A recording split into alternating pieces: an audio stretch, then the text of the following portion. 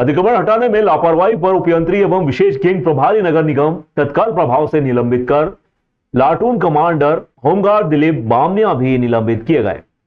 Maharajwada school के आसपास के क्षेत्र में अस्थायी अतिक्रमण हटाने के कार्य में लापरवाही पर उज्जैन कलेक्टर नीरज कुमार सिंह के निर्देश अनुसार निगम आयुक्त आशीष पाठक द्वारा आदेश जारी कर प्रधान उपयंत्री नगर निगम गोपाल बोयत, विशेष गैंग प्रभारी मनीष बाली को तत्काल प्रभाव से निलंबित किया गया है। वहीं प्लाटून कमांडर दिलीप बामनिया भी निलंबित किए गए।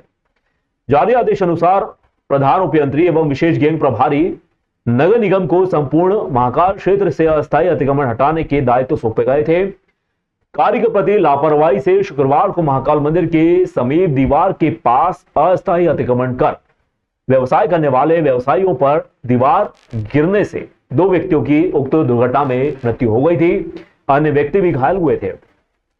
इसके कारण लापरवाही प्रतिपादित होने से उपयंत्री नगर निगम बोयत, विशेष गैंग प्रभारी नगर निगम बाली को अपने तत्काल प्रभाव से निलंबित किया गया। महाराजवाड़ा स्कूल के पास जो दीवार ढही थी उसमें उस क्षेत्र में अनाधिकृत रूप से दुकानें लगी हुई थी, जिस कारण से ये हादसा भी हुआ। और इसमें अनाधिकृत रूप से जो दुकान लगी थी उसमें उस क्षेत्र के जो दल प्रभारी थे, जिन्हें अतिक्रमण हटाना था, नगर निगम के 2 व्यक्ति, उनको निलंबित किया गया है। वहाँ के जो सुरक्षा अधिकारी थे, प्लाटून कमांडर, उनको निलंबित किया गया है और 2 पुलिस अफसर को भी निलंबित किया गया है। जांच साइडे को शुरू हो चुकी है और लगभग 3 से 4 दिवस में एसडीएम इसकी जांच करके पूर्ण कर लेंगे। जो टेक्निकल एस्पेक्ट्स हैं वो भी इसमें देखे जा रहे हैं कि जो दीवार बनाई गई थी वो कब बनाई गई थी, उसकी क्या मजबूती के पैरामीटर्स थे। इसके अलावा जो नया कंस्ट्रक्शन चल रहा है उसमें भी टूरिज्म कॉर्पोरेशन द्वारा जो कार्य किए जा रहे हैं उनको भी।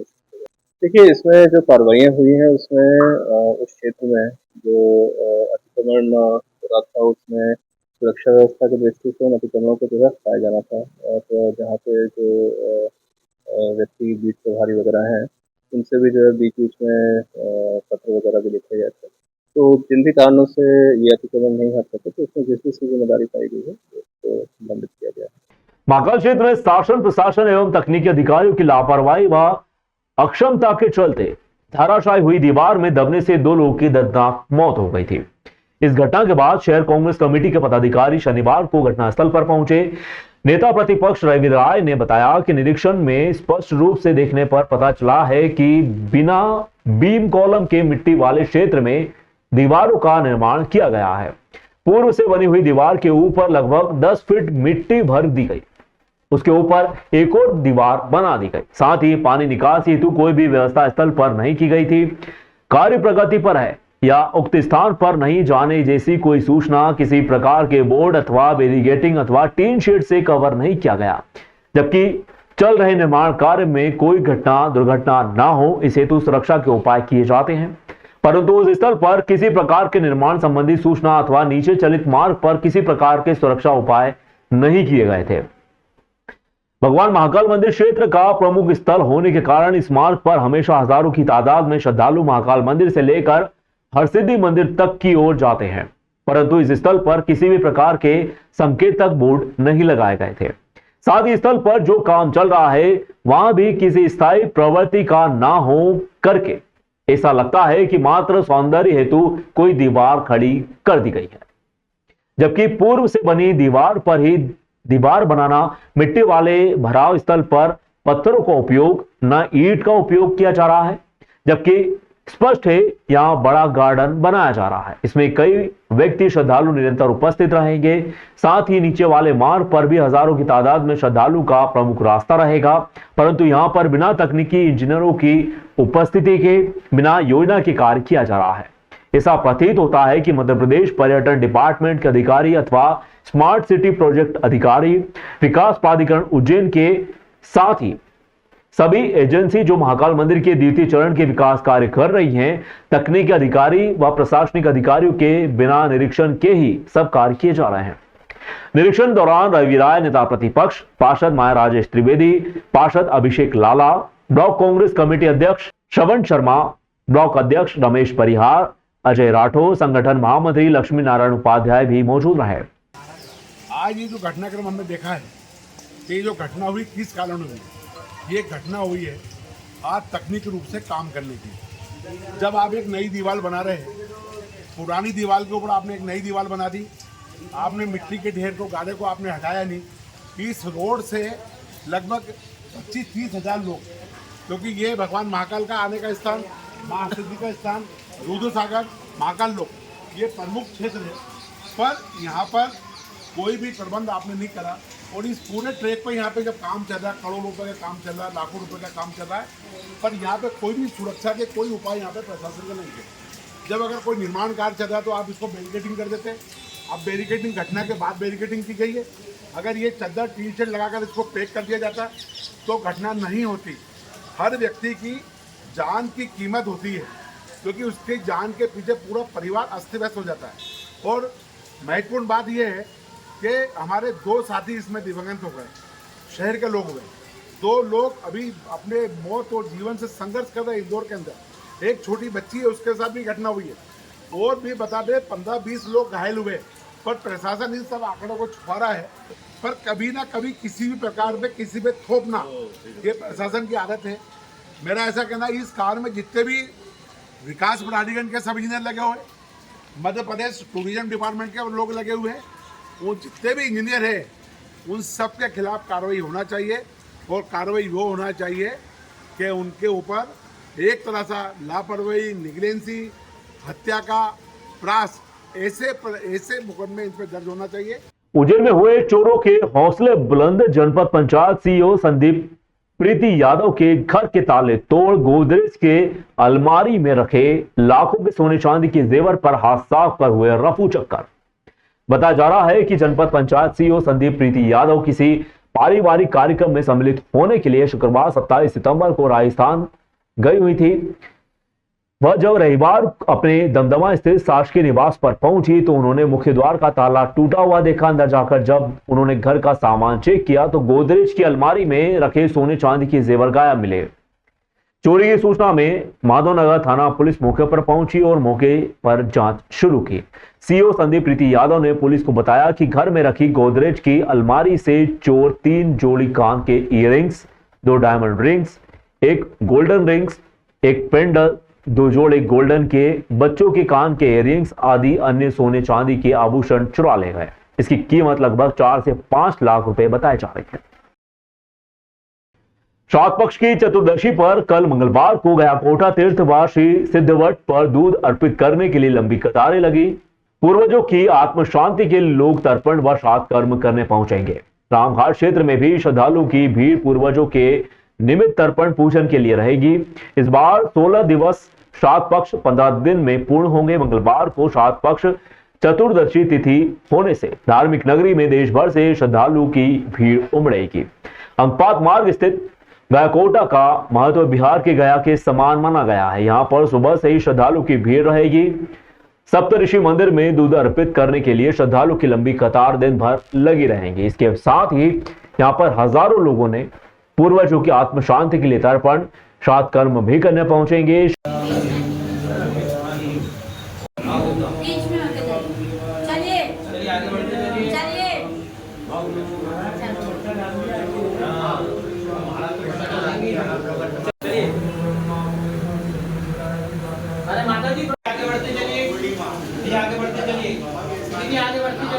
शिप्रा तट स्थित सिद्धवट पर भी भगवान सिद्धवट को दूध अर्पित करने के लिए सुबह 5 बजे से ही लोगों की लाइनें लगना शुरू हो जाएंगी।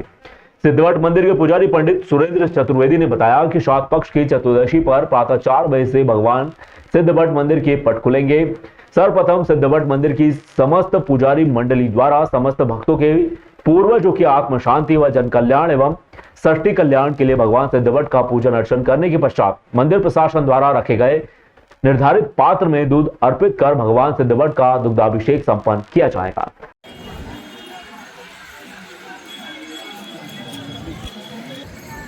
श्री महाकालेश्वर मंदिर प्रबंध समिति द्वारा प्रति वर्षानुसार इस वर्ष भी उमा सांझी महोत्सव के दौरान सांस्कृतिक कार्यक्रम का आयोजन किया जाता है। इसमें प्रतिदिन साय श्री महाकालेश्वर मंदिर के प्रशासनिक कार्यालय के सामने फैसिलिटी की छत पर लोक संगीत व लोक नृत्य पर आधारित सांस्कृतिक कार्यक्रमों का आयोजन किया जा रहा है। इसी क्रम में द्वितीय दिवस को प्रथम प्रस्तुति में मालवी लोकगीत भजन मंडल ग्राम झोंकर जिला शाजापुर के द्वारा मालवी लोक शैली में लोकगीत भजन की प्रस्तुति दी गई। इसमें गणेश वंदना, पाड़ला में झूला, झूले गजानन के बाद संजा गीत की प्रस्तुति हुई। द्वितीय प्रस्तुति उज्जैन की ईशानी भट्ट के एकल नृत्य से हुई। ईशानी द्वारा सर्वप्रथम गणेश वंदना, सिंदूर लाल चढ़ायों की प्रस्तुति दी गई। इसके पश्चात शिव भक्ति की आराधना, अर्धांग शिव पार्वती जी के अर्धनारेश्वर रूप का वर्णन नृत्य के माध्यम से प्रस्तुत करने के बाद कालिका माता की स्तुति चटके, चुमंडली, मालवी लोक नृत्य के साथ में हुई। उमा सांची महोत्सव 2024 के द्वितीय दिवस की अंतिम प्रस्तुति नृत्य सिद्धा कथक अकादमी द्वारा ऋतु शुक्ला के निर्देशन में की गई। उमा सांची महोत्सव में महाकाल प्राकट्य कथा, द्वादश ज्योतिर्लिंग में भूत भावन महाकाल की ही भस्मारती क्यों प्रश्न को संजीवता से कथक शैली में बतौर फ्यूजन मंचित किया गया। महाकाल की गाथा ने सभी दर्शकों को आस्था का शिखर छुआ। एक नई आस्तिक ऊर्जा भी संचालित कर सर्वप्रथम नन्हे साधकों द्वारा शुद्ध कथक शैली में गणेश वंदना प्रस्तुत की गई। इसके उपरांत शिव वंदना प्रस्तुत की गई।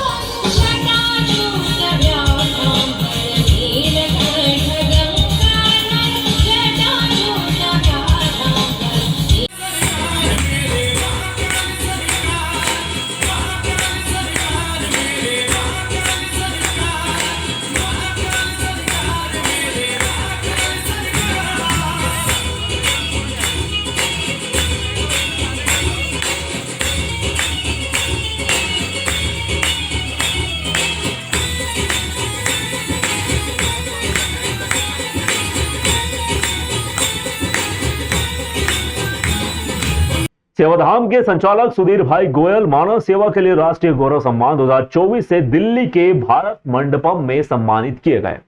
इंडियन ब्रेव हार्ट्स द्वारा भारत मंडपम कन्वेंशन सेंटर, प्रगति मैदान, नई दिल्ली में सामाजिक एवं मानवीय सेवा के क्षेत्र में योगदान को देखते हुए राष्ट्रीय संत बाल योगी उमेश नाथ जी, राज्यसभा सदस्य एवं विशिष्ट अतिथि डॉक्टर इंद्रेश कुमार, वरिष्ठ प्रचारक, राष्ट्रीय स्वयंसेवक संघ एवं अतिथियों ने अंकित ग्राम सेवाधाम आश्रम संस्थापक सुधीर भाई गोयल को समाज सेवा के क्षेत्र में राष्ट्रीय गौरव सम्मान से सम्मानित किया।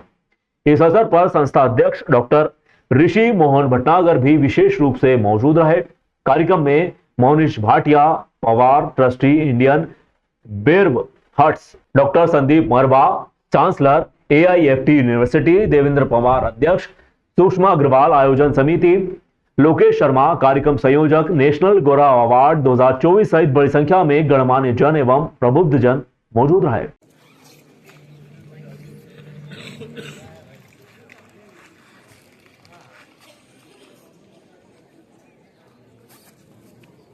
श्री प्रवेश चौधरी जी,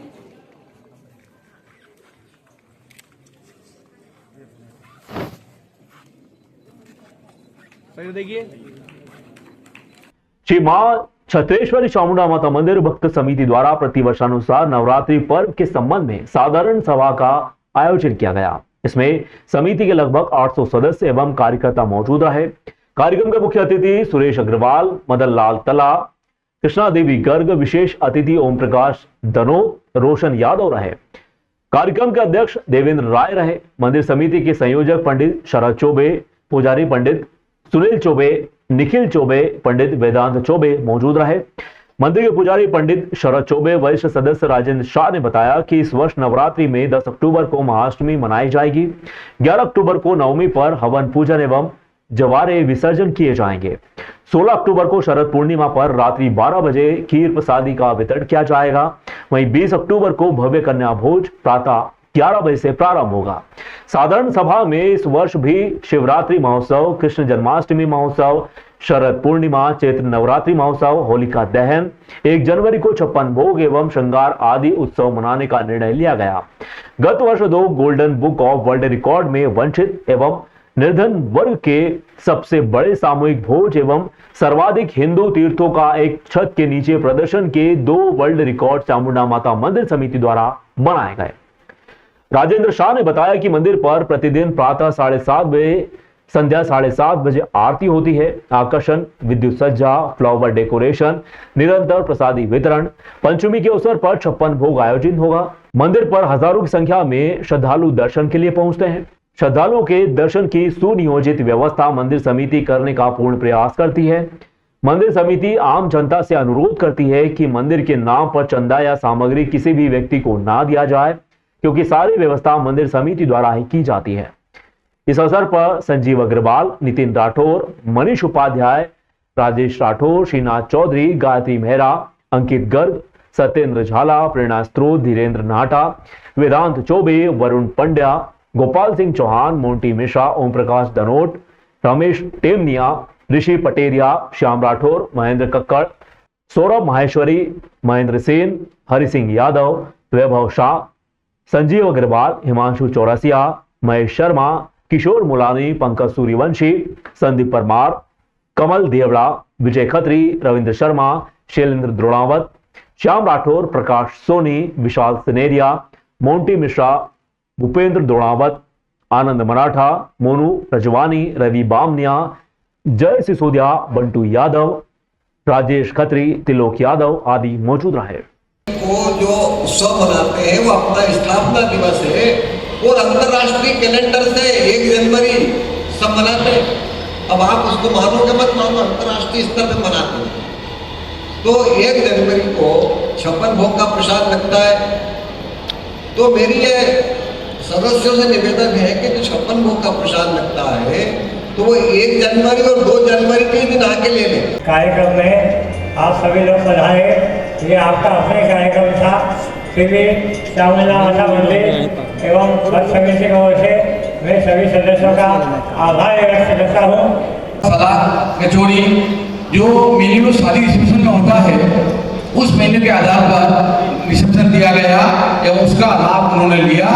उसके लिए भी गोल्डन लोगों का वर्ल्ड रिकॉर्ड में चामुंडा माता मंदिर समिति का नाम 4थी बार दर्ज हुआ। अभी तक चामुंडा माता मंदिर समिति के 4 वर्ल्ड रिकॉर्ड बन चुके हैं। ये माँ छत्रेश्वरी चामुंडा माता मंदिर भक्त समिति साधारण सभा की मीटिंग थी और इसमें सामूहिक हर साल होती है, प्रतिवर्ष करते हैं। इसमें सामूहिक सहभोज भी होता है।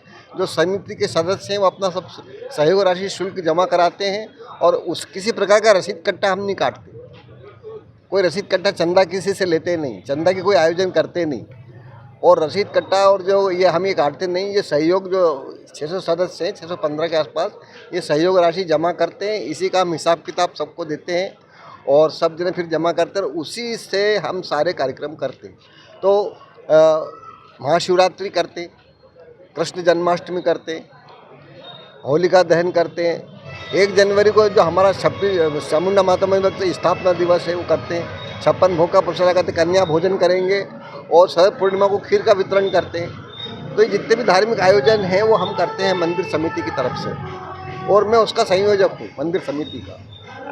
आज जो वो हुई बैठक, इसमें आगामी नवरात्रि में एकम से नवमी तक नित्य सुबह 5 बजे से शाम को रात को 11 बजे तक प्रसाद वितरण होगा। बदल बदल के नित्य हवन होगा, दुर्गा सप्तशती के पाठ होंगे, कन्या भोजन होगा, 56 भोग लगेगा। समिति के कितने सदस्य? 615 के आसपास, 615-17 मेंबर। आपका नाम? शरद चौबे।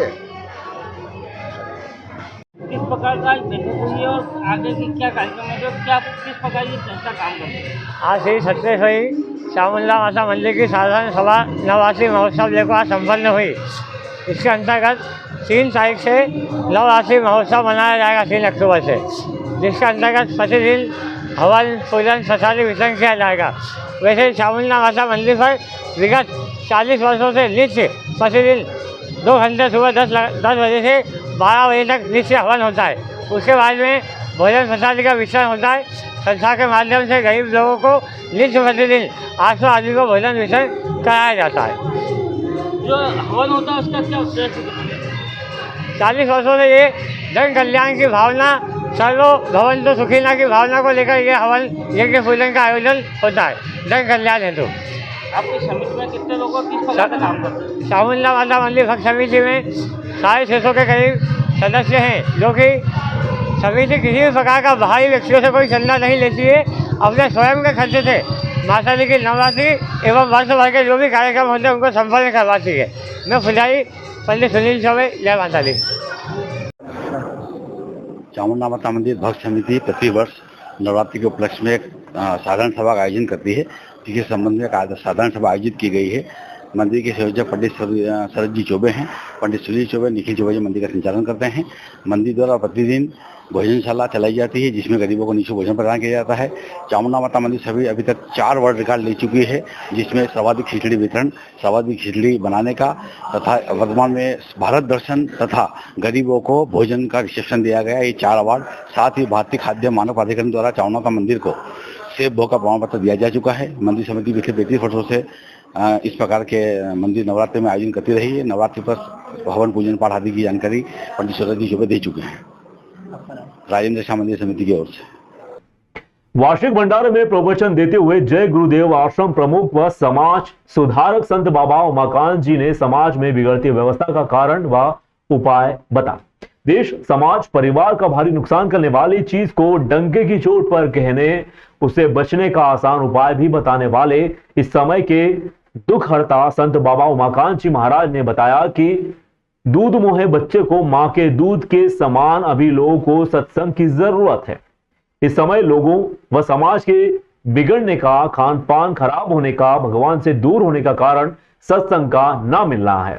उन्होंने कहा, फैलते तमाम वादों से निकला नक्सलवाद, आतंकवाद से लोग बारूद के ढेर पर खड़े हो रहे हैं।